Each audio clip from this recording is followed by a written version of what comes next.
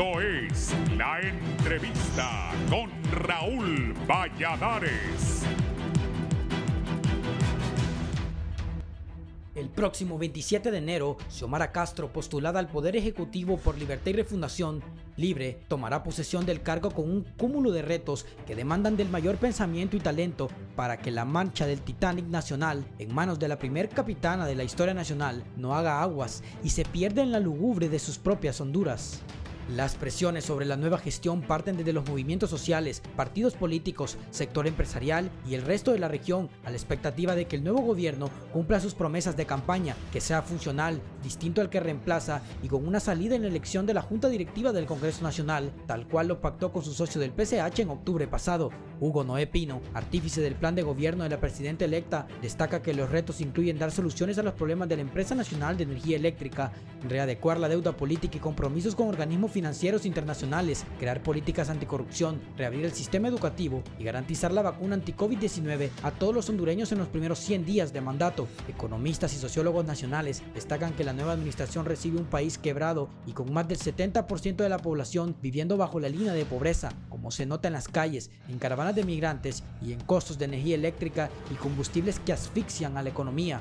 Pino añade que si bien se van a sembrar las bases para resolver la crisis del ENE, esto no es de 100 días, sino que hay que seguirlo. En caso de la renegociación de la deuda, se tomarán decisiones iniciales en aspectos prioritarios en los primeros 100 días y lo demás pasa a la actividad normal del Estado, más el desarrollo ágil de los temas prioritarios. Claudio Salgado, economista, destaca, por su parte, que el manejo de la crisis hondureña depende también de renegociar el Tratado de Libre Comercio con Estados Unidos y de la voluntad del gobierno de Joe Biden hacia la región, a la que destinó una ayuda de $1.200 millones para los países del Triángulo Norte de Centroamérica, lo que es insuficiente, considerando que las remesas internacionales entre Guatemala, El Salvador y Honduras ya superan los $30.000 millones anuales. Si Estados Unidos quiere revertir las caravanas migrantes, afianzar la economía e ir bajando el volumen de las remesas familiares, $1.200 millones equivalen a 400 millones para cada país, y eso es insignificante, declaró. De igual forma, el más reciente informe en manos de la Comisión de Transición muestra que más de 200.000 trabajadores se diseminan en 30 instituciones públicas creadas en 12 años de gobiernos nacionalistas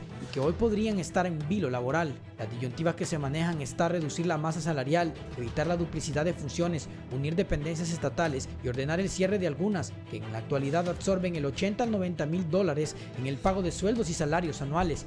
Los expertos del nuevo gobierno buscan garantizar una eficiente gestión gubernamental, eliminar planillas fantasmas, empleo de activistas que marcan entrada y salida sin presentarse a sus labores y devengando jugosos salarios. El nuevo gobierno de Xiomara Castro tiene un conocimiento claro de los problemas nacionales, va a buscar el mejor equipo de gobierno para ayudar a solucionarlos, pero también sabe que requiere apoyo de toda la sociedad hondureña en los diferentes campos, el sector empresarial, ONG, trabajadora y campesina, apunta Hugo Noé Pino. Sin embargo, el triunfalismo de los ganadores preocupa al analista Víctor Mesa, pues para muchos de ellos, la victoria de Xiomara Castro equivale a la conquista del poder. No acaban de entender que poder y gobierno son cosas diferentes. En las urnas se gana el derecho a gobernar, pero el control del poder no se pone en el debate de las urnas. Eso se debate en otros ámbitos, concluyó.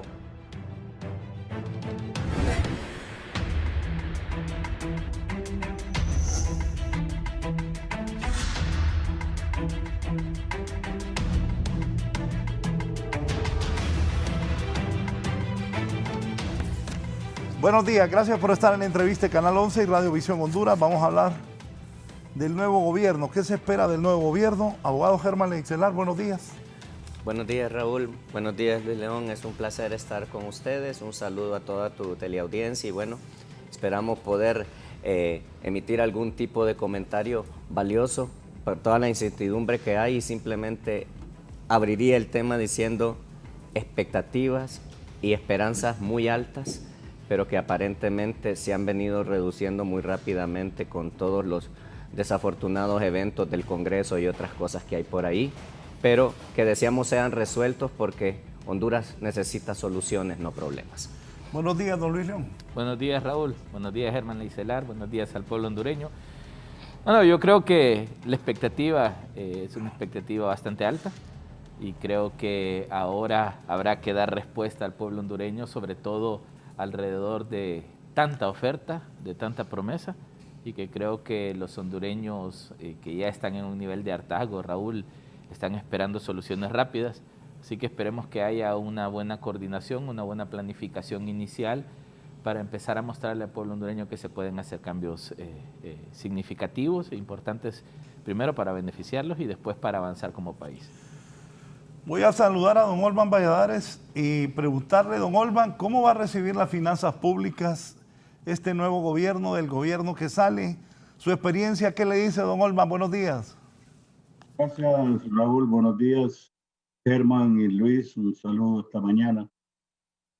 Bueno, para nadie es desconocido, Raúl, que la verdad es que este gobierno que está entrando el próximo 27 va a encontrar una situación financiera en el país extremadamente complicada, extremadamente, como posiblemente no se había encontrado anteriormente. Yo quería recordar en otras oportunidades, por lo menos del 80 para acá, que otro gobierno tuvo situaciones complicadas.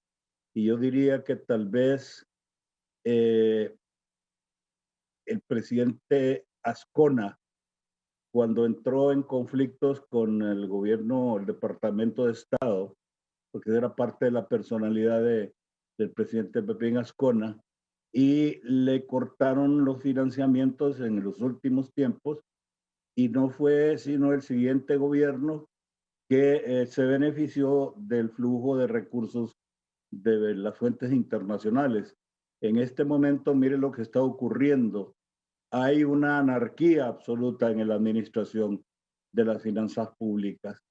Anarquía que inicia precisamente en el centro que debe velar precisamente por el buen manejo de los recursos y del presupuesto nacional.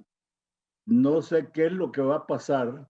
En este momento, este gobierno está procediendo a hacer algo que debió haber planificado desde hace 2 años, cuando empezó la pandemia.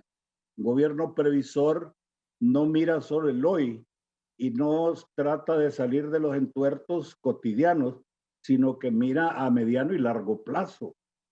Este problema de la contratación masiva, urgente que tuvimos, iba a tener un mañana. No era que se iba a diluir así nomás y la gente, una vez pasada la pandemia, iba a terminar sus funciones y iba a ir para su casa. No, iban a demandar estabilidad. Y sin embargo se esperan a escasos 10 días o menos del cambio de gobierno para empezar a nombrar miles de empleados sin tener ninguna previsión presupuestaria. El Congreso de la República está incrementando en cientos de millones el presupuesto del Congreso, cuando lo que hay que hacer es una reforma estructural del Congreso absoluta, total. Yo no he sido partidario, más lo he sido, de la reducción del número de diputados, porque pienso que entonces el país, si de por sí ya en este momento carece de representación en enormes sectores, que aunque se diga que departamentos como Cotepeque, como Intibucal, Empira, tienen diputados en el Congreso, pero la verdad es que esos diputados no cuentan, cero a la izquierda. Nunca se puede decir que son elementos que contribuyen al desarrollo de sus comunidades. En primer lugar, llegan al Congreso mudos, así como salen entran el primer día, salen el último día. Levantaron la mano solo para apoyar mociones intrascendentes o perjudiciales. Pero entonces ahí es donde nos tiene que llevar a nosotros a concluir que un Congreso bueno se estructura con elementos buenos, capaces, calificados. Ya los partidos no pueden empezar a pensar que solo van a afianzar posiciones para sus más allegados y que el resto es relleno. Y no importa quién sea el relleno, eso no puede continuar en este momento. Nosotros tenemos suficiente trabajo, hay una mora legislativa enorme de años. Le voy a dar un ejemplo. Hay leyes del 1800 todavía, de inicios del 1900. La ley de pesas y medidas, en la cual yo hice un gran esfuerzo por trabajar, haciendo un estudio de lo que era. Las pesas y medidas de este país, en Honduras, es uno de los más anárquicos en el mundo. Aquí medimos y no sabemos cuál es la medida oficial en Honduras. medimos en libras gringas, medimos en toneladas, medimos en latas, el café, el rubro más importante del país, de los más importantes, en el campo se mide en latas y los cosechadores se pagan por lata cosechada. Medimos por yardas, todavía se miden puros en algún lado. Sin embargo, no hay manera de que un Congreso eficiente le pueda meter el colmillo y adelantar. O sea que la situación financiera es muy delicada, Raúl, y yo entiendo que el equipo de doña Xiomara tiene algunas cuantas personas avesadas en ese tema y que van a hacer todo lo posible. Obviamente, cuando un Estado piensa en ordenar la casa, van a haber muchos resentimientos y muchas protestas, particularmente con ese gran batallón de paracaidistas que el partido de gobierno se empeñó en chambar. Eso de chamba mejor, yo siempre me he preguntado, chamba mejor para quién. Y sin embargo, los mismos de chamba mejor esta mañana ya los estaba oyendo yo protestar que no les han pagado. Es increíble cómo se está pensando en pagar millones de prestaciones a los jerarcas del gobierno y no se les puede pagar a los empleados de salud. Es vergonzoso, es inmoral. Eso no debe ser aceptado por la comunidad hondureña. Sí. Gracias por sus primeras impresiones a don Olvan Valladares. Don Luis. Mire, yo creo que lo habíamos mencionado, Raúl, en algún momento. Quien quisiese gobernar este país iba a recibir una papa caliente, y lo dijimos de esa manera. Y ya es momento de jugar con la papa entre las manos para no quemarse. Y a mí me parece que uno de los grandes retos que tendrá este nuevo gobierno, más allá de poder consolidar un gabinete técnicamente efectivo y un diálogo político que definitivamente será urgente, especialmente en el Congreso Nacional, es poder encontrar rutas de salida a estos grandes problemas que Honduras tiene. Yo creo que el tema financiero y fiscal va a ser uno de los principales problemas a afrontar, teniendo en cuenta que tenemos un presupuesto para 2022 de 300.000 millones de lempiras, de los cuales solo se financian 100.000 millones con impuestos. Estaba viendo algunos datos el día de ayer y hace falta entre 60.000 y 80.000 millones de lempiras para financiar dicho presupuesto. Entonces a mí me parece que la materia fiscal debe ser una materia prioritaria para el nuevo gobierno, teniendo en cuenta que Honduras no puede transitar por mayor endeudamiento. 60% del Producto Interno Bruto es deuda y eso genera la incapacidad de poder invertir hacia adentro. A mí me parece que la parte fiscal deberá ser un tema importante. He escuchado a gente como Hugo Noé Pino hablar sobre el tema y decir que tendrá que hacerse una revisión que no precisamente debería traducirse en más impuestos para el pueblo hondureño.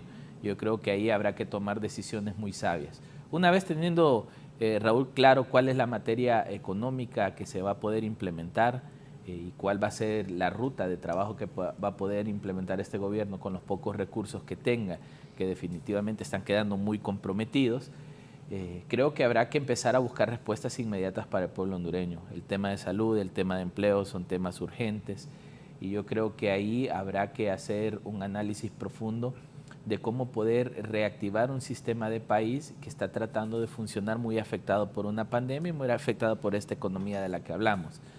Entonces creo que hay grandes retos. Yo creo que la gente hoy por hoy está pensando cuál va a ser la ruta inicial. Y una de las cosas, Raúl, que a mí me ha preocupado últimamente, que hay una gran discusión alrededor del presidente del Congreso, pero no se ve siquiera una agenda legislativa inicial.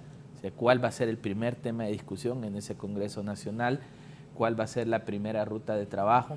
A mí me parece que hay temas que pueden esperar, temas como sedes, como Código Penal, que siguen siendo bandera para la elección de este presidente del Congreso. Me parece que hay temas más importantes en este momento como empleo, como educación, cómo hacer que los niños jóvenes vuelvan al sistema educativo que ha recibido un retraso importante. Yo creo que al final del día lo que tenemos es un gran problema que tendremos que seccionarlo para ir solventándolo de manera inmediata. Así que a la expectativa, Raúl, de cuál puede ser ese gabinete, que pueda tener un plan claro el gobierno y sobre todo, y creo que es algo que nos ha faltado, que de alguna manera lo estaba diciendo don Olban, es el tema de tener indicadores que realmente nos permitan saber si estamos avanzando o no como país. Creo que hay que medir muy claramente lo que hay que lograr para poder tener resultados importantes. De entrada, a mí me parece que este gobierno no la tiene fácil y creo que este gobierno tendrá que jugar mucho con lo poco que tiene para poder demostrarle a ese 1.700.000 hondureños que votaron de que no se equivocaron. Don Germán. Sí, bueno, complementando tanto lo que dice Luis León como lo que decía don Olban Valladares, a quien saludo, no sabía que estábamos en tan agradable compañía, pero quiero agregar lo siguiente, totalmente de acuerdo, el reto es enorme, es una papa no caliente, es calientísima, yo creo que posiblemente es la mismísima brasa. Hay muchos retos. Pero la gente tiene grandes expectativas. Es correcto, ese es el punto y por eso abrí mi primera intervención con eso. Hay una expectativa extremadamente alta que siento, y no quiero atacar porque yo creo que tenemos que tener algo bien claro los hondureños. A nadie le sirve que ningún gobierno fracase. Es Honduras, somos nosotros y lo que tenemos que encontrar es esa cohesión de fuerzas para empujar al país en una misma dirección. Lo que mencionaba don Olban y que tú lo ratificabas, tenemos un presupuesto que se queda corto más o menos en 2/3 de sus necesidades económicas en cuanto al dinero. Tenemos un país que tiene altos retos en materia de desempleo y si analizamos hay que recordar algo bien simple, todo está interrelacionado. Es un tema de tener una administración sana, una administración congruente, una política fiscal no solo positiva y efectiva, sino que transparente, donde sepamos cuánto se recaudó, para qué se recaudó, cómo se distribuyó. Por ejemplo, si logramos desarrollar un poco la materia de tener una base de empleo mayor, ok, perfecto, tenemos empleo. Si tenemos empleo, tenemos circulante. Si tenemos circulante, tenemos gente que debe estar aportando a un sistema de seguridad social. Si estamos aportando a un sistema de seguridad social, tenemos un componente de salud que mejora. Y etcétera, etcétera. Podemos seguir la línea del tejido y nos daremos cuenta que todo absolutamente está vinculado. Pero por otro lado, decimos que hay desempleo. Yo que me muevo en el sector laboral, porque mi profesión es abogado y me muevo en asesorías de empresas y todo, las empresas están permanentemente buscando empleo para personas, están publicando, pero no encuentran la oferta porque tenemos un déficit educativo en cuanto al tipo de empleo que necesitamos, porque las políticas en general que se han generado simplemente manejan lo que dijo muy acertadamente don Olban, chamba para todos. Chamba no es empleo, necesitamos un empleo de verdad, un empleo que sea decente, un empleo que desarrolle la economía del país y que paralelamente desarrolle esa necesidad del crecimiento humano, que es lo que busca todo Estado. Entonces, cuando vemos todas estas disyuntivas, vemos que la papa caliente es enorme, pero voy a citar a la señora Angela Merkel, que dice que nadie que se presente a un gobierno debe quejarse de la situación buena o mala que reciba, porque para eso se metió. Entonces, creo que es sumamente importante que valoremos que el país, sabemos, tenemos enormes necesidades, tenemos enormes problemas. Yo señalé esa pelea de perros y gatos para nombrar el presidente del Congreso, que no se ve con buenos ojos y me preocupa mucho porque he oído ya en la población a mucha gente diciendo, putz, ni para eso voté, seguimos en la misma historia. Yo creo que es muy importante que se rompan una serie de conductas inadecuadas que han venido generando. ¿Por qué?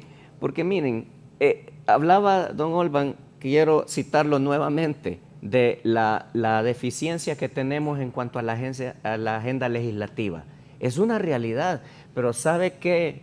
Agregaría, don Olban, a ese comentario, que la agenda legislativa que está en deuda es la agenda que realmente necesitamos, porque aquí se legisla, pero a lo salvaje, pero en cosas que no nos llevan a ninguna ruta. Se legisla y se levanta la voz y se vota y se ponen de acuerdo para todas las cosas que políticamente son necesarias para los grupos que están llegando al gobierno, para ver cómo se mantienen, para ver cómo manejan sus negocios, pero la agenda real que el país necesita siempre pasa a un segundo plano. Entonces yo creo que el país, si bien está sumido en un problema muy grave, y coincido plenamente que es una papa calientísima, como estábamos diciendo, yo creo que con poquito de buen tino, de buena administración, de liberar todas esas presiones políticas y empezar a legislar, por una dirección más macrohumana, le voy a decir, que vaya en beneficio de las grandes mayorías, reitero,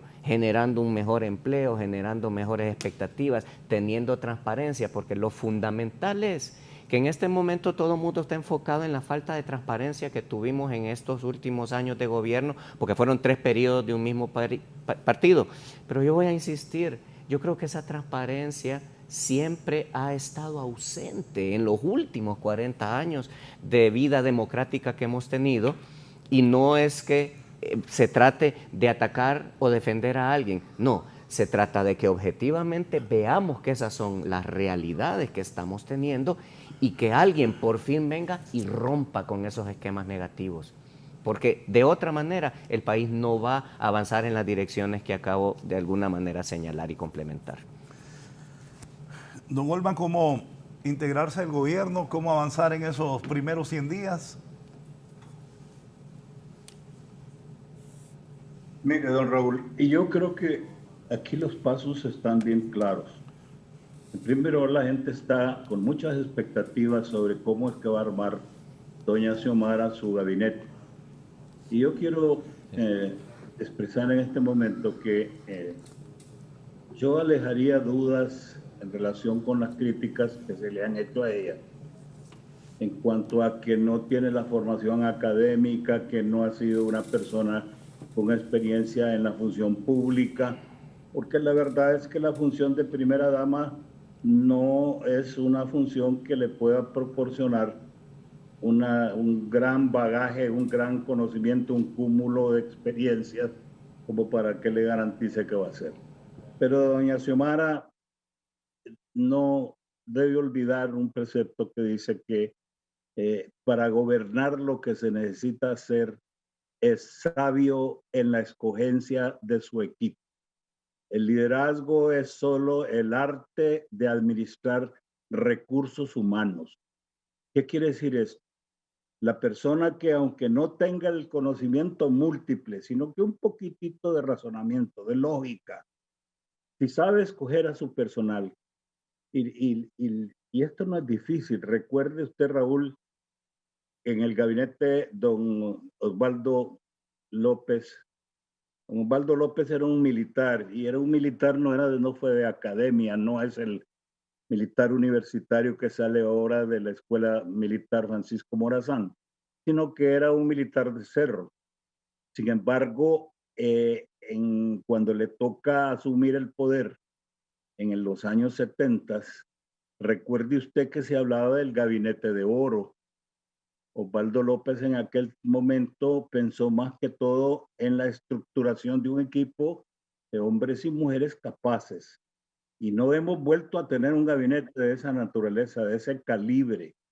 Entonces, doña Xiomara lo que tiene que hacer es que se libere también de la cantidad de pajarracos que le van a revolotear todos los días, algunos adjudicándose poderes ya omnímodos o comparativos con los que tiene la presidenta de la República.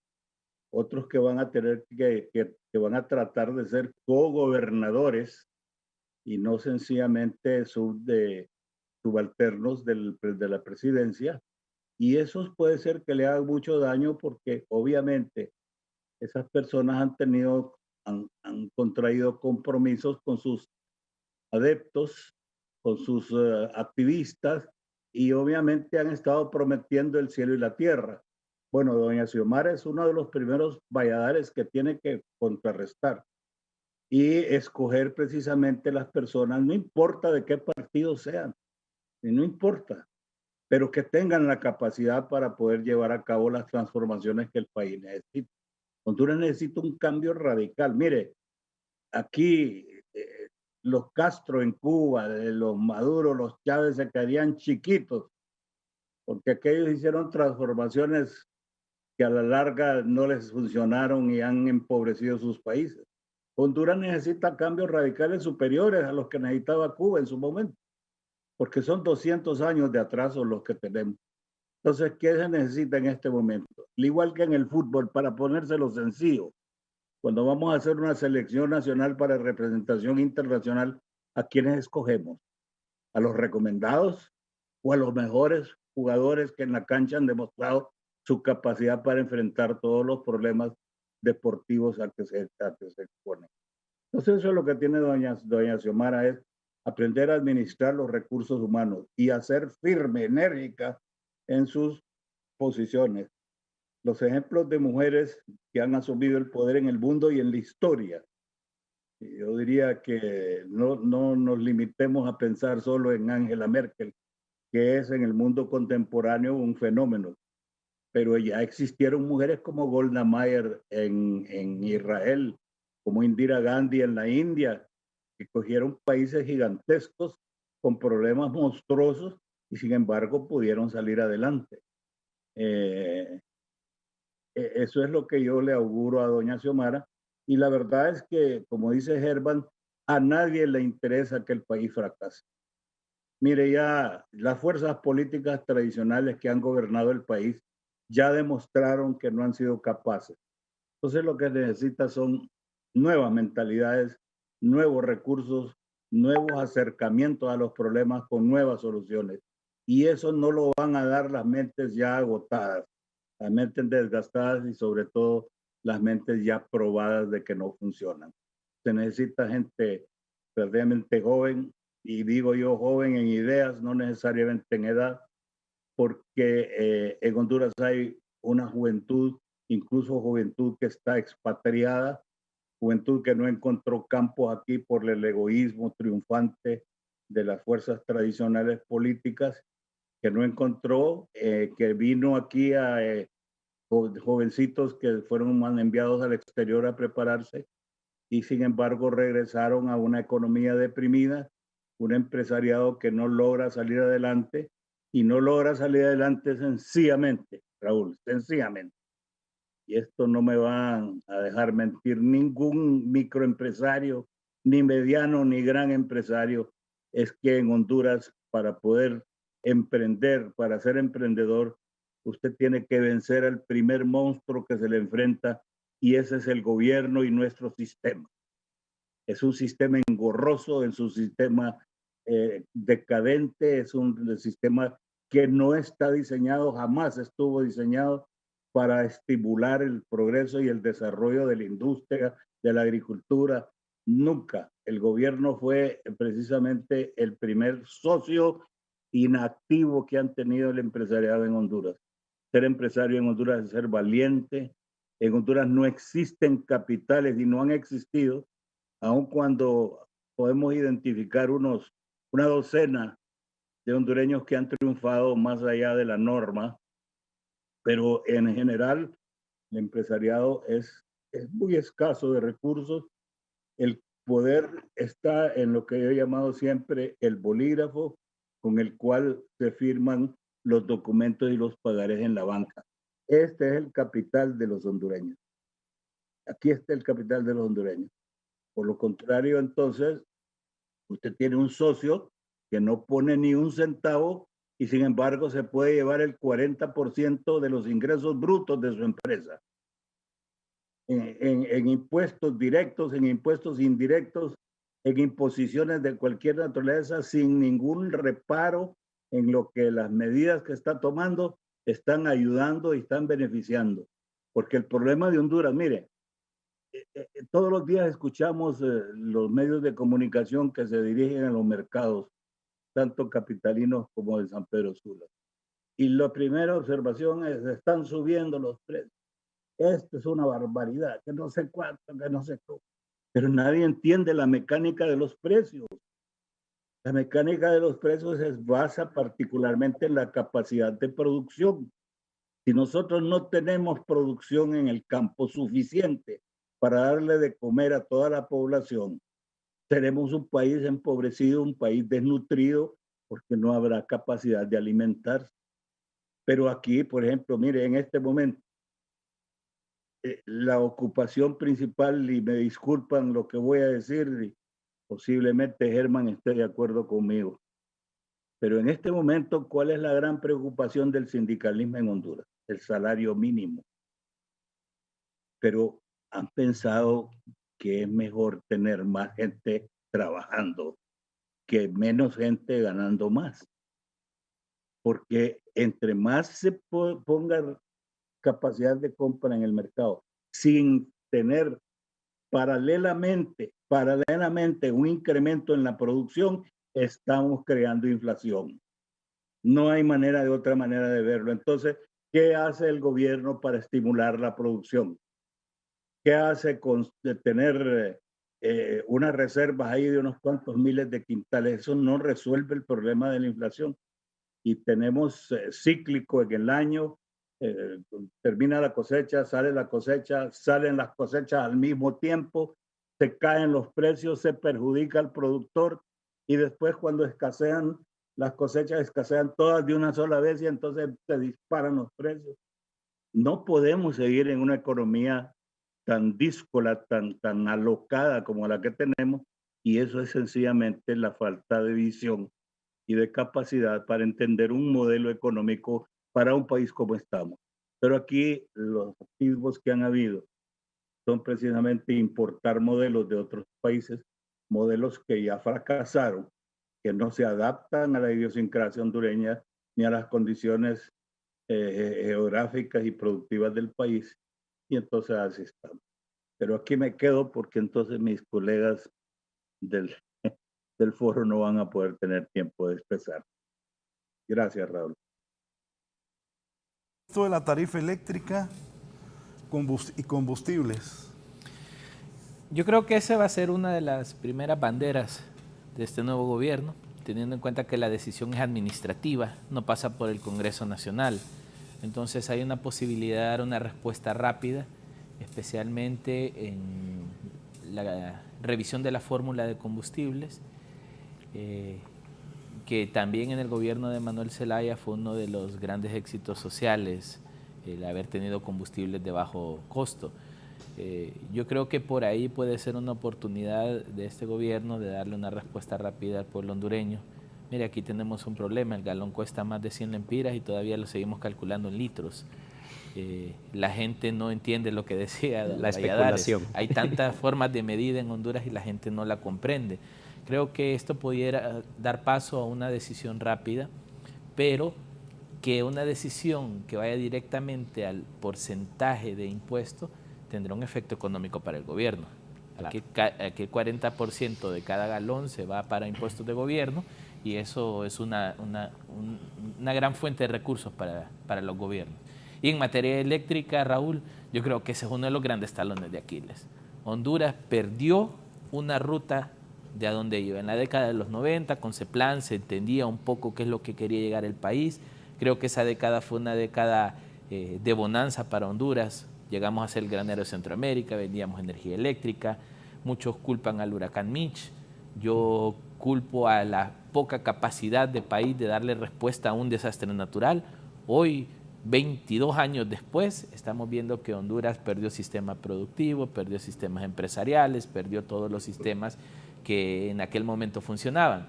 Entonces, en materia de energía eléctrica, al igual que telefonía, Hondutel es otro gran problema para el Estado de Honduras. Sí. Aparte de que se lucraron de los fondos de estas empresas estatales, que se drenaron por temas de corrupción y mal manejo en la gestión, hoy están causando una crisis financiera alta. Y yo creo que ahí habrá que tomar decisiones. Una de las cosas que habló este partido antes de ser gobierno era revisar ese contrato con EEH. Creo que ese deberá ser uno de los temas importantes. Si no, vea los problemas que le está causando el pueblo hondureño. Por ejemplo, ahora en diciembre no hubo facturación. A nadie le llegó el recibo de la luz. Ahorita se promedió y ese promedio viene con un incremento adicional que se aprobó para enero. Entonces yo creo Pero que... eso lo aprobó la CRE. Lo aprobó la CRE. Entonces esas medidas arbitrarias de una empresa pública que debería buscar, claro, sostenerse como una empresa tal cual, tener utilidades y no trabajar en números rojos, pero tampoco afectar al pueblo hondureño. Entonces tenemos bajos ingresos salariales, tenemos pocas personas empleadas y estamos golpeándolos con combustible, energía eléctrica y otros costos altos. Me parece que administrativamente es la salida, Raúl. A mí me parece que hay algunas acciones que se pueden tomar desde el Ejecutivo y yo sí creería que no depende tanto de la capacidad que se pueda decir que tiene doña Xiomara Castro o no, porque al final para eso son los asesores, Raúl. Hay que conseguir buenos asesores, hay que conseguir buenos ministros que tengan la capacidad de decirle, mire, técnicamente esto es lo que hay que hacer y ella lo apruebe. Pero si vamos a tener un gabinete incapaz de tomar decisiones, mire, ahorita decisiones tan abruptas de los interventores poniéndose contratos de 5 años para que no los muevan, eso es un desastre, Raúl. Sí. Entonces yo creo que... No, pues los tienen que quitar. Los tienen que quitar. Claro. Pero, bueno, yo escuchaba en una radio ayer, la intención es que demanden al Estado y se lleven millones de lempiras. Y yo creo que ya no podemos estar golpeando a nuestro país de esta manera, porque al final cualquier demanda que le llega al Estado de Honduras es pagado por todos nosotros, con nuestros impuestos, con el dinero que vamos a pagar 20 años en una deuda pública. Entonces a mí me parece que es importante también que haya cierta capacidad, Raúl, de tomar decisiones serias. Yo siempre doy este ejemplo y don Olban y Germán podrán dar fe de esto, de que esto funciona así. Cuando uno tiene 6 tarjetas de crédito en la casa, está hasta acá, que el banco ya está llamando, que te voy a quitar la casa, que te voy a embargar el salario, la única manera de salir de eso es socarse la faja, hacer un plan de pagos y salir. Y nos olvidamos del cine, nos olvidamos de la ropa nueva, nos olvidamos de los viajes, nos socamos la faja y salimos adelante. Yo creo que este gobierno también va a tener que entender que tiene que socarse la faja. Aquí no se van a poder sostener medidas de gasto altos, como se ha venido manejando en los últimos 12 años. Yo creo que también hay algunas decisiones que pueden ayudar a liberar costo. Por ejemplo, revisar ese presupuesto en las áreas donde más se está yendo recursos. Por ejemplo, el tema militar tiene un presupuesto de 9.000 millones de lempiras anuales. El tema policial tiene un presupuesto de 8.000 millones de lempiras, mientras el tema de educación tiene 2.000 millones. Entonces yo creo que habrá que hacer ajustes presupuestarios, para eso se ocupa carácter, decisión y sobre todo un plan claro. ¿A dónde este gobierno quiere poner Honduras en los próximos 4 años? Y aquí voy a ser muy sincero, no van a poder solucionar los problemas que tiene Honduras, sino encontrar los puntos álgidos, buscarle una solución y mínimo sembrar las bases para que esto pueda cambiar. Lo que se ha arruinado aquí en 40 años de nueva democracia, don Olban, no lo van a arreglar en 2 años este gobierno. Entonces yo creo que aquí es importante que se cree un plan claro de a dónde queremos a Honduras en los próximos 20 años. Y eso es lo que nos falta, Raúl. No sabemos a dónde vamos a estar en los próximos 20 años. Aquí vivimos al día a día, solventando problemas al día a día, sacando tierra de un hoyo para tapar el otro, pero queda abierto este y estamos en ese juego que no permite progresar. Y el desencanto del hondureño se ve, mire, viene otra caravana que va para afuera, de gente sin esperanza. Entonces, ¿cómo realmente decirle al pueblo hondureño con honestidad no vamos a poder arreglar los problemas? Yo creo que esa es una de las cosas que este gobierno va a tener que hacer, ser sincero con los hondureños. Esto no lo vamos a poder arreglar, esto sí lo vamos a poder arreglar y de esta manera, que la gente tenga los pies puestos sobre la tierra, que esa gran esperanza que tienen en un nuevo gobierno no se va a traducir en que en 2 años todo el mundo va a tener empleo y que todo el mundo va a ganar 15.000 lempiras de salario mínimo. Entonces yo creo que es importante la honestidad, que el pueblo hondureño sepa hacia dónde va a transitar este gobierno y que no se improvise. Insisto, esa asesoría a la presidenta va a ser fundamental. Bueno, estaba recordando antes de preguntarle la parte legal a Germán, cuando el expresidente Zelaya fue presidente, tenía ministros a Rafael Pineda Ponce, a Jorge Arturo Reina Idiáquez, a Gabriela Núñez, a Hugo Noé Pino, a Edmundo Orellana Mercado, a Álvaro Romero, a Carlos Orbi Montoya, a Milton Jiménez Puerto, a Aristides Mejía, Gianni Rosenthal, Rixi Moncada, Orison Velázquez, Marlon Brevé, estaba también Edwin Araque y estaba Marcio Sierra. Vicepresidente Elvin Santos. ¿No era mal gabinete? No, no era mal gabinete. No. O sea, yo confío, doña Xiomara sí tiene experiencia, estuvo ahí en el gobierno, manejaba la red solidaria y creo que pueden hacer un buen gabinete.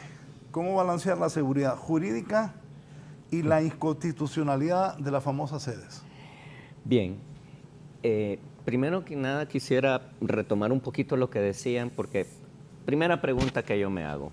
Es cierto que los combustibles se llevan una gran cantidad de dinero en impuestos, pero el problema no es la cantidad de dinero que se lleva en impuestos, el problema es dónde termina ese dinero.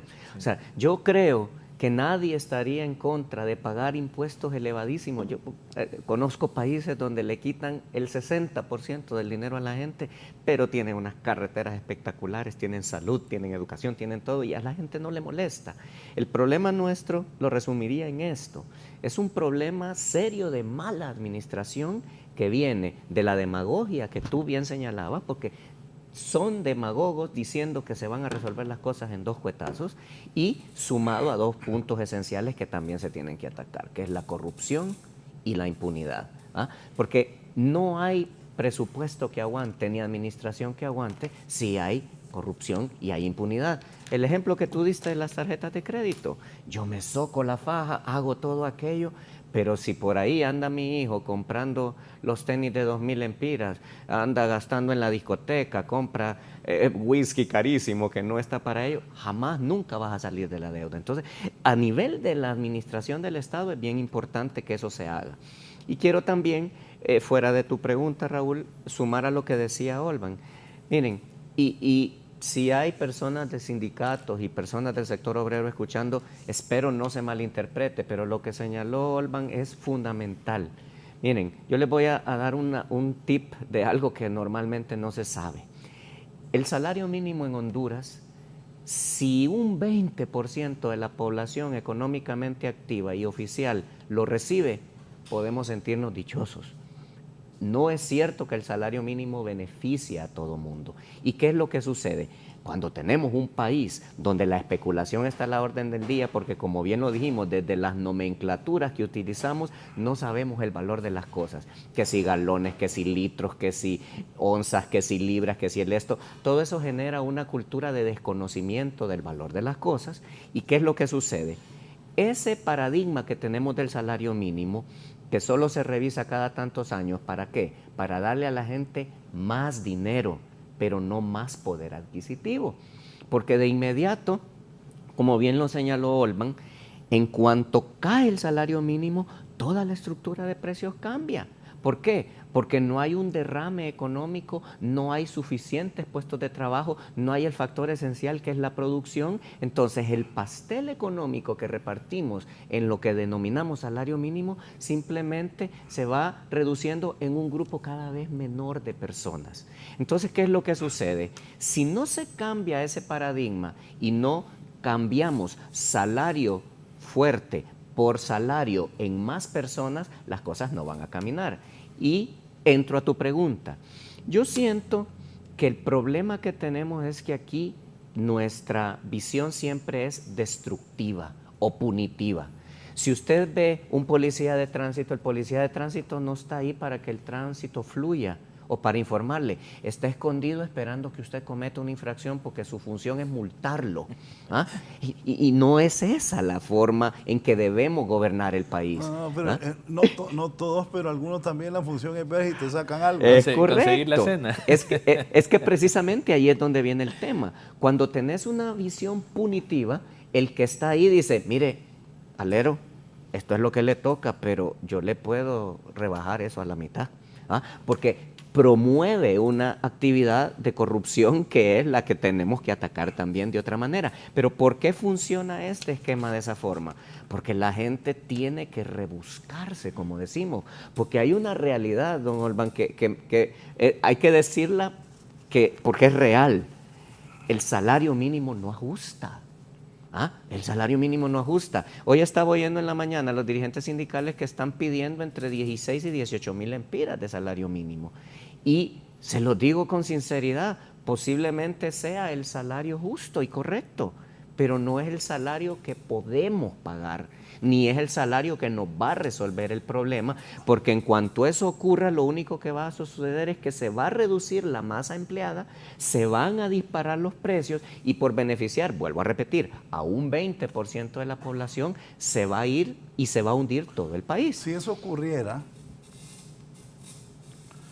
si hay 50 empleados, dejan 15. Así es. Sí, así pasa. Entonces, quiero retomar tu pregunta. Las sedes, yo les soy honesto, no soy un experto en sedes, pero las sedes vienen funcionando hace 10 años o más y entiendo que las que funcionan bien. Yo leí la ley, leí las reformas y no veo todos los fantasmas y todos los horrores que han señalado. Entonces yo me pregunto, ¿qué necesitamos? ¿Derogar o mejorar? ¿Ah? Hay cosas que tienen cosas positivas que hay que rescatarlas. Ya que estamos en el área, hablo de la ley de empleos. Prometieron derogar la ley de empleo por hora. ¿Ah? Hay 700,000 personas que tienen empleo gracias a la ley de trabajo por hora. Entonces, la pregunta es, ¿hay que derogarla o hay que mejorarla? ¿Ah? Porque, miren, es mentira que la ley de trabajo por hora le quita derechos a las personas, todo lo contrario. Va incluido en el salario. Sí. Tienen todos los derechos, incluso tienen Seguro algunas cosas que son mejores que a personas que trabajan de manera permanente. Pero ¿qué sucede? Y aquí es donde quiero poner el dedo en la llaga. Yo entiendo que nos quejemos de las sedes, de la Constitución y de todo, porque no hay respeto a la ley. Entonces la ley de las sedes puede ser la cosa más maravillosa del mundo, la ley de empleo por hora puede ser la cosa más maravillosa del mundo. ¿De qué me sirve si todos los que van a ponerla en práctica la van a malutilizar, la van a tergiversar, van a ver de qué manera están violentando la ley? O sea, tenemos una cultura de no respetar la ley y todo eso es lo que se ha, digamos, consolidado en este último gobierno. Imagínense con el dolor en mi alma, ¿cómo tenemos? Yo paré de contar PCMs cuando iban como 900 PCMs, ¿verdad? O sea, todo una concentración de poderes que lleva incluso a la gente a utilizar criterios equivocados, porque hablan de la narcodictadura y no sé qué.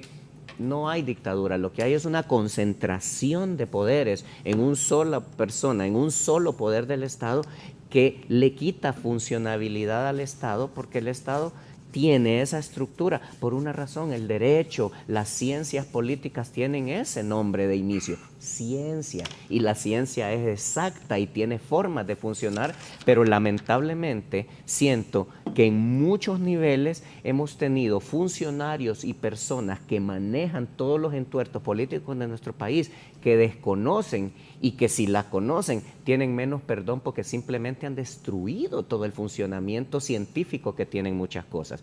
Entonces, resumiendo en tu pregunta, Raúl, yo siento que debe haber toda una revisión de las cosas, sin duda. El tema que mencionaste de los contratos, sin duda aquí hay contratos que son lesivos, que son leoninos, pero tienen que revisarse con cabeza fría, con gente que conozca, porque si simplemente empiezan a diestra y siniestra a tirar contratos y a eliminarlos solo porque sí, lo que va a terminar ocurriendo es que nos vamos a llenar de demandas, nos vamos a llenar de indemnizaciones y repito, voy a especular, deseo de todo corazón que no sea esa la intención, porque lo digo de primera mano en cosas que he visto a través del Estado, donde he visto contratos que están mal hechos con toda la intención de que estén mal hechos, porque si Raúl era mi amigo, le digo, mira, aquí está tu contrato, Raúl, no te puedo ayudar, pero aquí está, te voy a cancelar y vos demandá, que con eso ya tenés tu vida resuelta. Lo he visto pasar en determinados lugares y eso es lamentable. Como es lamentable que se esté hablando de pagarle prestaciones a ministros, viceministros, directores. Eso es totalmente excluyente de la ley. La ley no lo prevé ni lo permite.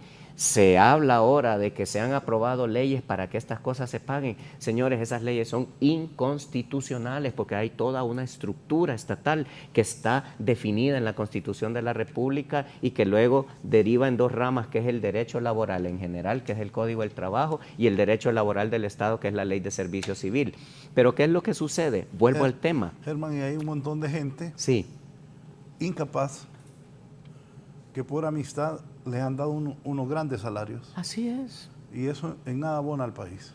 Es correcto. Y entonces tú ves que tenés todo ese esquema. Vaya, por ejemplo, todo mi respeto para el gremio médico. Gentes que se quemaron las pestañas, que son el eje fundamental del desarrollo de la salud, pero terminan enjaretándole al país un estatuto que lo que hace es comerse los recursos de la salud. Yo no tengo nada en contra de que un médico gane las millonadas que tenga que ganar, pero ¿por qué siempre creamos estructuras legales que van a lesionar el Estado? Que el Estado es de todos. El dinero del Estado es para que nos beneficien a todos, no para que creemos condiciones particulares para ciertos grupos o ciertos gremios que se vuelven privilegiados, que dicho sea de paso, la Constitución dice que no hay clases privilegiadas. Y mencioné los médicos por mencionar un grupo, pero hay muchos. Yo soy abogado y los abogados tienen una serie de situaciones donde se benefician de maneras absurdas y exageradas, y esa no es la manera. Yo creo que hemos perdido la visión en general de lo siguiente. Tú estudiaste, don Olvan estudió, ¿para qué? Para dar un servicio a la sociedad y por supuesto para tener una forma de vida, pero la gente piensa que aquí se estudia para tener billete, para ver cómo me hago millonario. No, el dinero puede venir si soy un excelente profesional, si soy un excelente empresario, como bien lo dijo don Olvan, que aquí ser empresario es ser sinónimo de valiente, pero yo le voy a agregar algo y con esto cierro esta parte. No solo hay que ser valiente, don Olvan, porque conozco muchos empresarios valientes, pero conozco muchos empresarios que lo valiente lo sustituyeron por el contacto gubernamental, por el asunto que vengo y me resuelvo una serie de cosas, y entonces volvemos a lo mismo, clases privilegiadas que secuestran toda una estructura de funcionamiento administrativo que está creada para toda la sociedad y se la quedan ellos a costa de todo el resto de la sociedad. Todos esos son los retos que tiene este gobierno, y a doña Xiomara le diría yo en este momento, rescate su protagonismo, porque una cosa que me preocupa es que no la he oído mencionar en estos últimos días. Todo mundo habla de Mel Zelaya, está bien, es su esposo, pero ella tiene que rescatar su protagonismo, y considero que como mujer, ya bien se señaló, han habido mujeres grandes en la historia que tienen una visión distinta de las cosas. Creo que ella lo único que tiene que hacer es eso, presidir. Rodéese de los mejores cerebros, que en su partido tienen muchos cerebros valiosos. Creo que aquí, tras cámaras, mencionamos a muchos de ellos.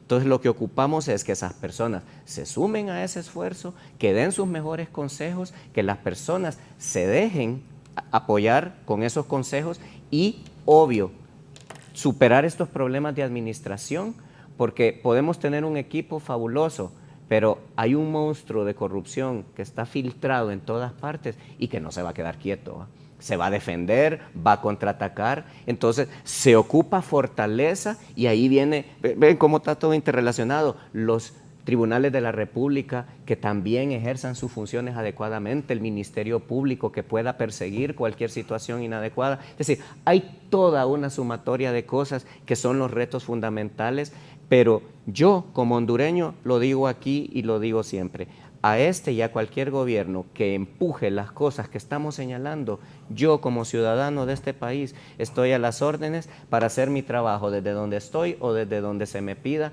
porque el país nos necesita. Voy a una pausa y continúo con mis invitados.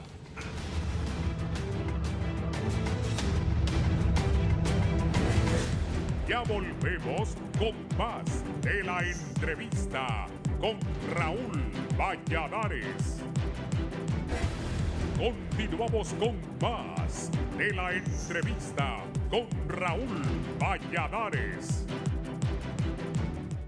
El presidente chino Xi Jinping pidió una mayor cooperación mundial en la lucha contra el COVID-19 y prometió enviar millones de vacunas, al tiempo que exhortó a abandonar la mentalidad de guerra fría en momentos en que aumentan las tensiones internacionales. En su discurso para inaugurar la reunión anual del Foro Económico Mundial, el líder chino publicitó los esfuerzos de su país para compartir vacunas combatir el cambio climático y promover el desarrollo nacional e internacional. El evento de este año se está realizando de manera virtual y no en Davos, Suiza, debido a preocupaciones por la pandemia del coronavirus. Xi mencionó temas antes expresados en sus discursos ante públicos internacionales, como su respuesta a las denuncias de los socios comerciales de Beijing y sus promesas de abrir más la economía china a las inversiones privadas y extranjeras. El discurso surge en momentos de crecientes tensiones entre China y Estados Unidos en temas como Taiwán, los derechos de propiedad intelectual, el comercio, los derechos humanos y el mar del sur de China. Este ha sido un informe para 11 Noticias.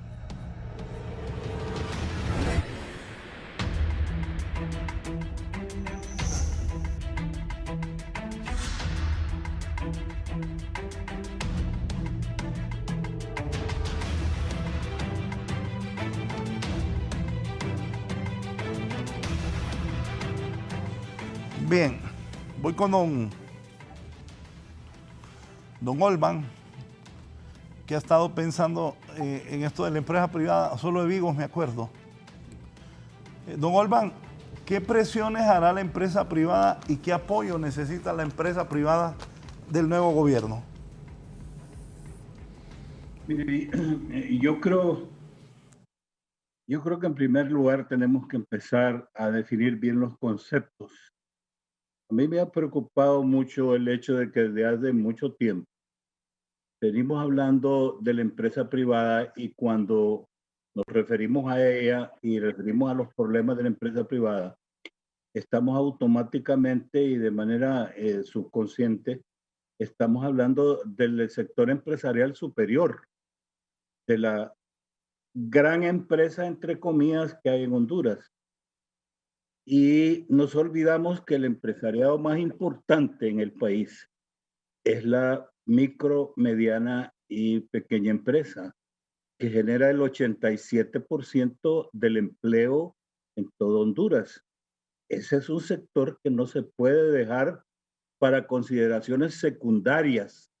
No podemos estar enfrascados solo en pensar en que vamos a legislar para el campo financiero o que vamos a estar legislando solamente para favorecer al campo industrial exportador, cuando tenemos un campo industrial doméstico que es posiblemente uno de los factores más importantes en la generación del Producto Interno Bruto. O sea, de lo que produce el país en general, no es el gran empresariado.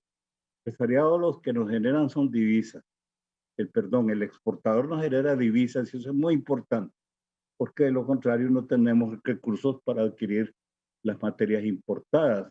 Pero la vida del país, la alimentación del país, el vestuario del país, no lo genera la gran empresa, lo genera la pequeña, micro y mediana empresa. Por consiguiente, tenemos que empezar, yo creo que a redefinir, Raúl, los problemas que le abaten a cada uno de los sectores. Yo tendría un equipo de auscultadores calificado que se reuniera con todos los sectores del país, todos los sectores, e indagara cuáles son los problemas actuales, no los tradicionales, los crónicos.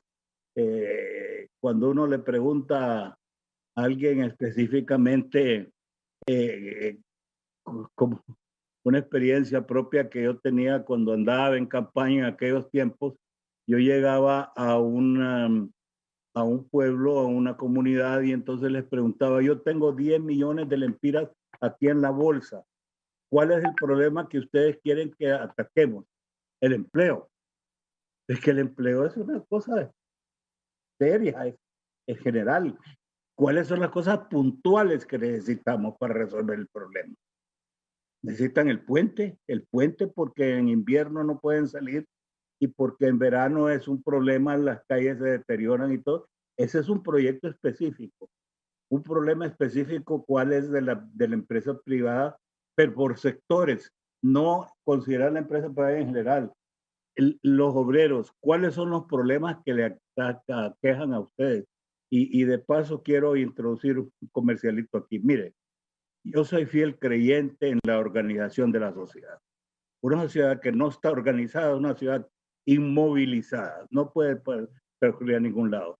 Por consiguiente, aquellos enemigos del sindicalismo están equivocados totalmente. Porque el sindicalismo solo es un procedimiento natural del conglomerado obrero para que pueda tener un vocero que sea más fácil escucharle. Si nosotros tenemos 10,000 voces gritando al mismo tiempo, nunca podremos resolver ningún problema. Pero esta organización tiene que velar por los problemas integrales de la sociedad que representa. A mí, por ejemplo, me preocupa que en los últimos 20 años, por ponerle una cifra, se extinguieron, se debilitaron las organizaciones obreras en el país.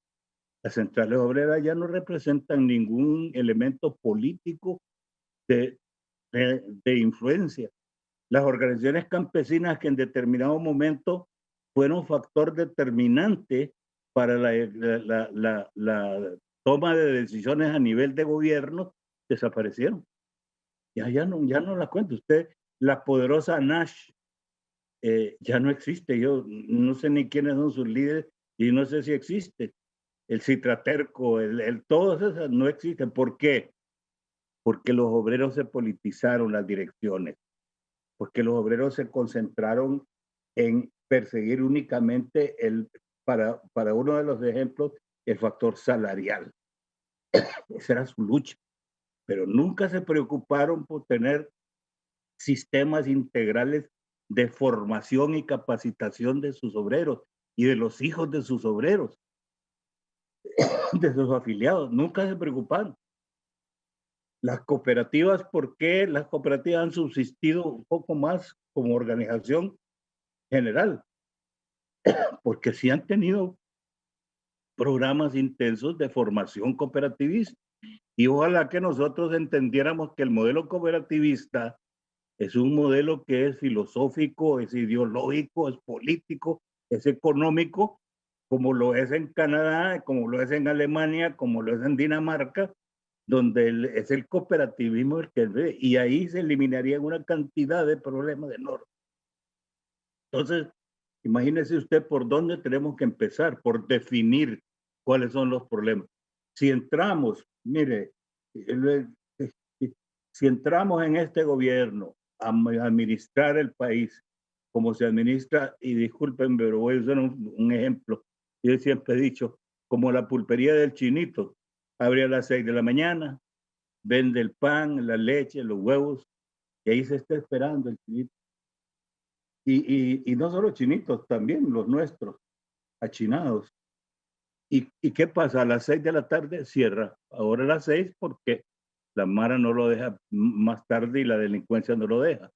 Antes las pulperías del país estaban abiertas hasta las 9, 10 de la noche. Se convertían en centros de tertulias. Eso ya se terminó. Pero entonces, ¿qué pasa?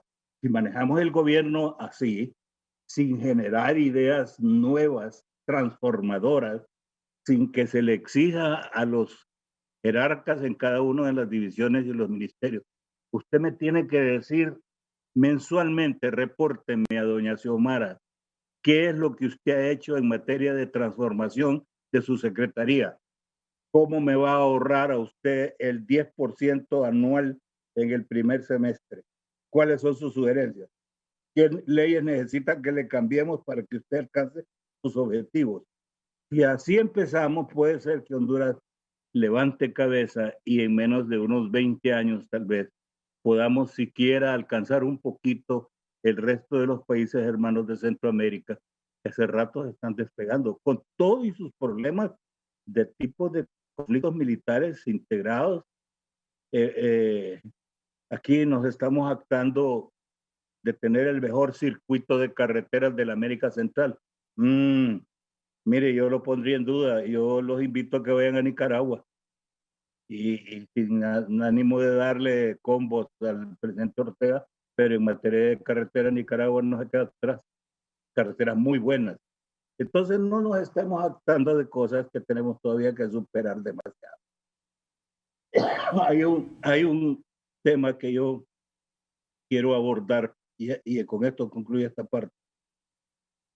porque me parece que el problema del salario mínimo que bien abordó Herman debe ser también un asunto de cosa conceptual. Mire la confusión que creamos y por consiguiente el resultado de una decisión política o una decisión legislativa sale también tergiversada. El salario que percibe una persona es salario individual. Debe entenderse con que esa es la remuneración de su servicio. Cuando usted generaliza un salario, usted tiene una discriminación inmediata. Usted tiene un puesto que requiere muy poca formación académica, no sé, tal vez en el campo del aseo, del servicios generales de un edificio, de mensajería. Lo único que necesita usted es que andar en motocicleta. Pero lo que usted necesita de contemplar, que lo hacen en todos los demás países, es el ingreso familiar. ¿Cuál es el ingreso familiar que percibimos? Y entonces sí podemos considerar el ingreso familiar y compararlo, cotejarlo con el costo de la canasta básica familiar. Pero nosotros aquí establecemos el salario mínimo y decimos, es que a un obrero no le ajustan los 9.000 empiras o 10.000 empiras para cubrir todos los costos de su familia. Es que ese salario no fue diseñado para cubrirle la familia. Y aquí es donde empiezan las discriminaciones, don Raúl. Usted tiene una persona en un puesto como requiero que no requiere formación. Y tiene tal vez, póngale unos cuantos años de estar ahí, conoce su trabajo, lo hace eficientemente y recibe su salario con los incrementos que puede haber tenido normales en el periodo que estuvo. Pero usted emplea otro muchacho verdecito,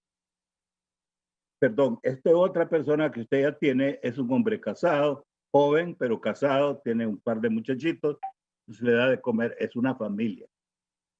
Recibe su salario mínimo. Pero el muchacho joven que usted emplea nuevamente para ser parte del trabajo de este mismo señor, va a ganar exactamente lo mismo que gana el que ya tiene familia. Eso es discriminatorio, eso no puede. Entonces, ¿qué lo obliga a usted como empresa? Como empleador, vamos a hablar no de empresa, de empleador, a tener que ajustar de alguna manera y se le escalona, es cascada ascendente.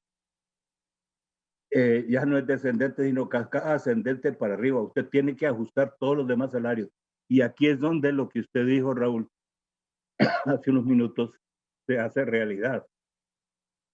El empleador tiene que reducir su personal para poder compensar con ese salario de la persona que va a despedir, va a compensar los incrementos para los que están llegando. Eso no es justo. Eso trastorna totalmente los marcos de solidaridad humana y de conciencia social. Entonces tenemos que empezar a entender qué es lo que requiere entonces usted cuando habla del ingreso familiar. Es una mayor cantidad de personas en un núcleo de familia que tengan un ingreso.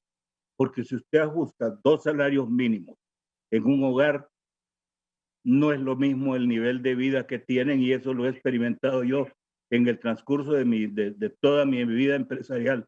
Lo he conectado, el nivel de ingreso de una familia donde 2 trabajan es superior, el semblante de las personas es más reposado, más tranquilo, no se enferman, al que tiene que batallar con su familia perfectamente, pero entonces tenemos que empezar a entender. Yo hace muchos años, y aquí termino, yo leí una crónica de un congreso obrero que hubo en Alemania hace muchos años, donde se discutía precisamente el salario mínimo, y particularmente en países donde lo tienen indexado. Indexado quiere decir que automáticamente, en la medida en que se determina la tasa de inflación, esa medida inmediatamente funciona. Entonces, ¿qué ocurre? llegaron a la conclusión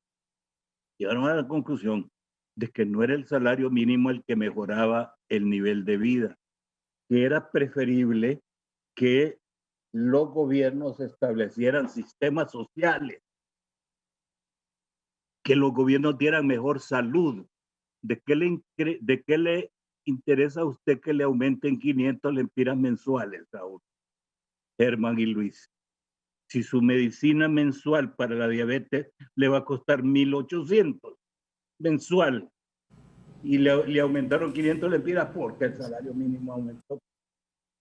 Pero entonces, si hay mejores servicios, más eficientes, más diligentes, más transparentes, más honrados en el campo de la salud, entonces usted, ese empleado va a decir, no, yo prefiero no me aumente los 500, pero yo quiero que el Estado, preferiblemente que esos 500 se los pague yo al gobierno,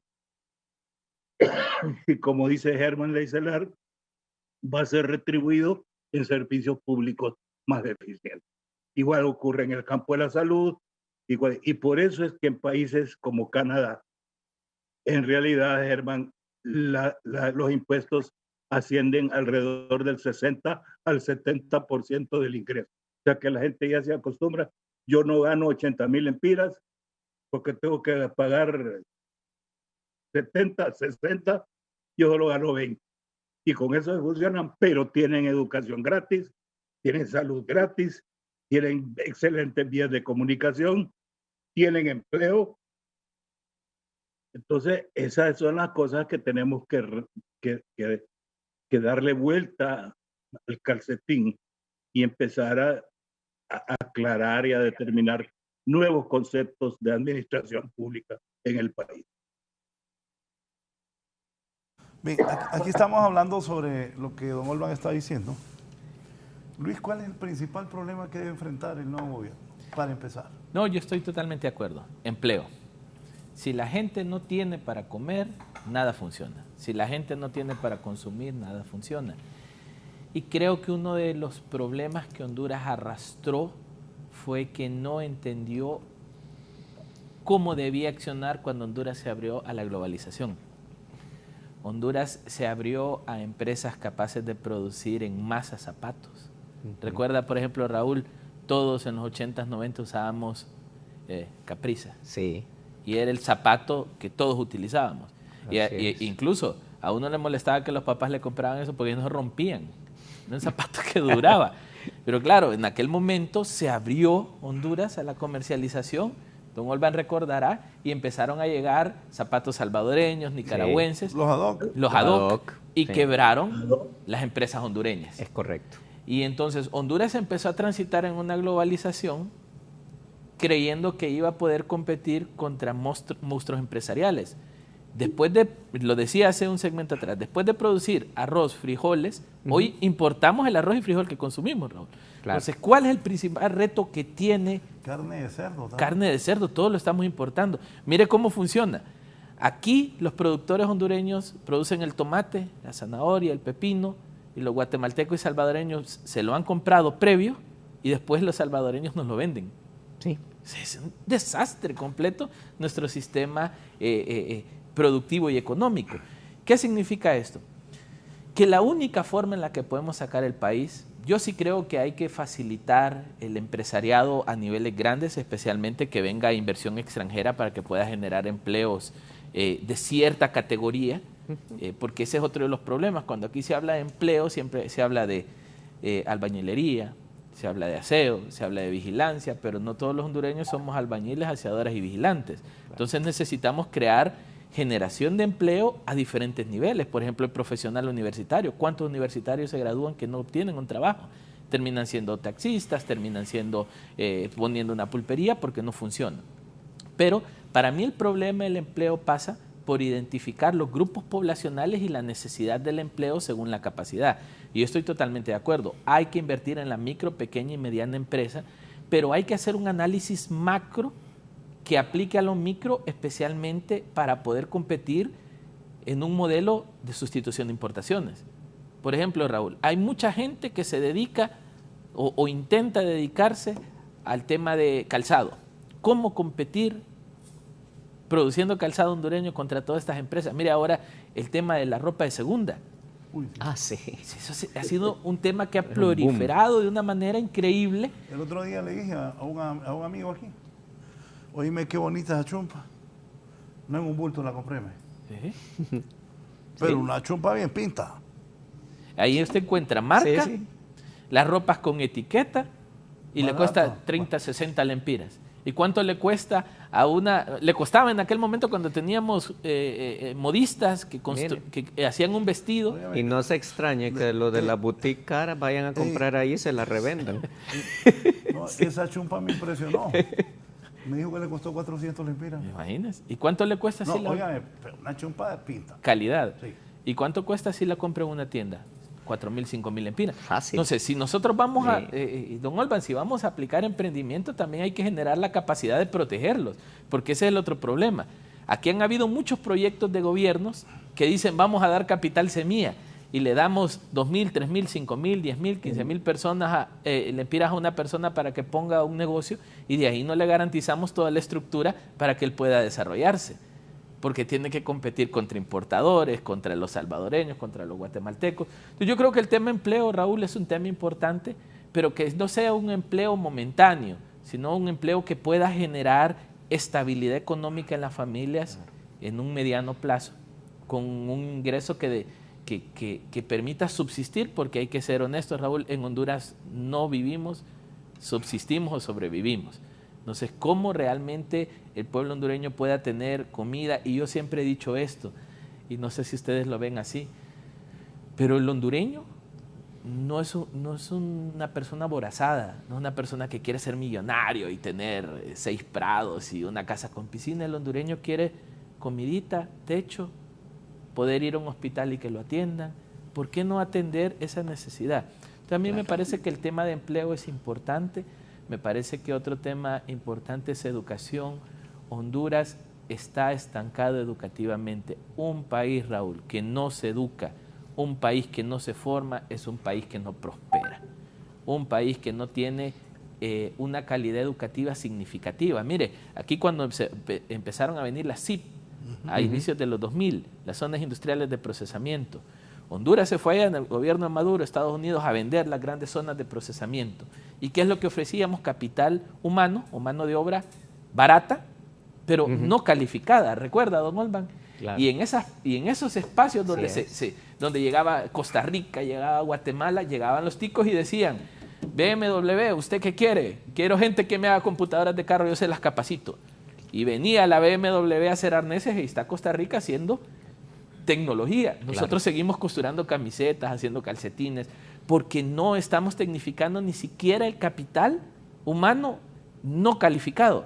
Mire, aquí el Infop no ha logrado dar el resultado que se esperaría para sustituir la educación formal. Aquí hay un gran grupo de nuestros jóvenes que no continúan el sistema educativo y no los estamos formando en especialidades puntuales. Entonces yo creo que hay que trabajar mucho el tema de educación, trabajar mucho el tema de empleo y sobre todo darle la garantía a las personas que el emprendimiento que se pueda hacer, que la inversión que puedan hacer, que tengan valentía. Yo siempre he pensado que se requiere mucho esfuerzo para emprender en Honduras, pero hay otros valores agregados. A mí me gusta cómo lo plantea Germán. Es un tejido de cosas. Sí. Y entonces resulta, don Olvan, que la gente logra poner un negocito y está tratando de subsistir y llega el impuesto de guerra. Y te empiezan a amenazar que te van a matar porque te ven que en tu car wash estás lavando 40 carros diarios. ¿Cómo el Estado realmente le da garantía al pueblo hondureño? Yo creo que ese es un reto fundamental, teniendo en cuenta que hoy tenemos mucha gente en Honduras que no ha desayunado y que no sabe dónde va a sacar para desayunar. Tenemos mucha gente enferma que está en los hospitales ahora mismo y que le están diciendo no hay medicamento. Venga dentro de... Dígame. Perdón la interrupción, pero es que este tema es muy importante. Pero si no llega la Mara a pedirle el impuesto de guerra y llegan los del azar. También. Otro problema. Oyendo en la noticia el oficial. Que con bombo y platillo, azar está anunciando que cerró 100 y no sé cuántos negocios en Progreso porque no pagan los impuestos. Y estamos hablando de generar empleo y estamos cerrando un negocio para que manden a la calle a los empleados. Es una ironía. Es terrible. Paradójico, ¿ah? Sí, entonces yo creo, Raúl, para concluir, que se necesita un gran análisis de problema de país. Creo que este gobierno es importante que cuando tenga su gabinete se sienten y técnicamente, creo que uno de los grandes retos va a ser despolitizar las decisiones del Estado. Técnicamente, evaluar la realidad del país y encontrar soluciones porque el pueblo hondureño está asfixiado. Y yo siempre he dicho, si lo vemos en retrospectiva, Honduras es un país pequeño, somos 9 millones de hondureños. Río de Janeiro, solo esa ciudad tiene 10, 12 millones. Bogotá, 10 millones. Ciudad de México, 26 millones. Nosotros somos una ciudad comparado a otros países. ¿Cómo es posible que no le y seccionados? Tenemos 1 millón acá, 800,000 acá, 600,000 acá. ¿Cómo es posible no focalizar acciones y resultados para grupos poblacionales seccionados? Yo creo que ha faltado mucha voluntad y creo que el pueblo hondureño en sus expectativas espera que este gobierno tenga voluntad, y yo soy uno de ellos. Yo espero que haya voluntad real de cambiar algunas cosas para Honduras porque ya la gente no aguanta. Gracias, Luis. ¿Conclusiones? Bueno, conclusiones. En la tónica de lo que tú decías, el país necesita eso. Tú usaste las palabras, valor agregado en todo. Cuando tú exportas café y nos regresa el café ya en esos cositos y todo, que es carísimo, pero nosotros no elaboramos producto dándole valor agregado, ni en alcohol, ni en café, ni en madera, ni en nada. Entonces debemos desarrollar una plataforma en ese sentido. Yo creo que el reto que tiene el gobierno es el siguiente. Ya lo dijimos, necesita un equipo de lujo, sobran profesionales en el país que puedan darle al gobierno de doña Xiomara el apoyo y la asesoría para que bajo su presidencia ella pueda desarrollar estos retos y empezar a darle al país un camino, porque no vamos a resolver los problemas, pero con que empecemos a caminar es suficiente. Y lo segundo que va a necesitar es atacar el tema corrupción y luego cualquier iniciativa que se dé, ya sea en tema de salario, en tema de empleo, en tema de desarrollo campesino, lo que sea, una cosa fundamental: no hagan los esquemas y los dejen abandonados, denles seguimiento. Aquí han habido tantas iniciativas que han sido positivas, pero que simplemente quedan en la mesa, entrego dinero, como el de Chamba Mejor. Aquí platicaba yo con una persona que me decía, mire, ese dinero de la Chamba Mejor se lo gastan, se lo van a beber, se lo van a todo, porque es un dinero regalado que no tiene ningún costo. El tema de las remesas también tiene una incidencia negativa. ¿Por qué? Porque no tenemos un seguimiento adecuado. Entonces yo cierro con esto. Doña Xiomara, el país entero está en una expectativa enorme. Como dijo Luis León, tenemos un país de 9 millones de habitantes que tiene situaciones relativamente fáciles de resolver, no sencillas, pero con un país como el que tenemos, que es maravilloso y con mucha riqueza y con el nivel poblacional, es relativamente sencillo. Administración, transparencia y seguimiento de todos los programas. Y mis mejores deseos para el gobierno que está por entrar. Gracias, Germán. Don Olvan, sus conclusiones. Gracias también por haber participado esta mañana, don Olvan. No, muchas gracias, Raúl, por la invitación. Y saludo también a los estimados colegas artistas. Mire, yo lo tomaría así en el caso de doña Xiomara. La mitad del electorado hondureño le entregó una llave de oro para que abra el portón donde va a iniciar la carrera del desarrollo hondureño. La otra mitad, y no votó por ella, pero está a la expectativa y está dispuesta a colaborar, a emprender, a ser parte de un desenvolvimiento pronto del país. Por eso es que tiene que aprovechar mucho. No puede dar pasos en falso, porque esos pasos en falso le pueden debilitar el gobierno de entrada. Tiene que escuchar, en este momento tiene que haber moderación y mucha prudencia.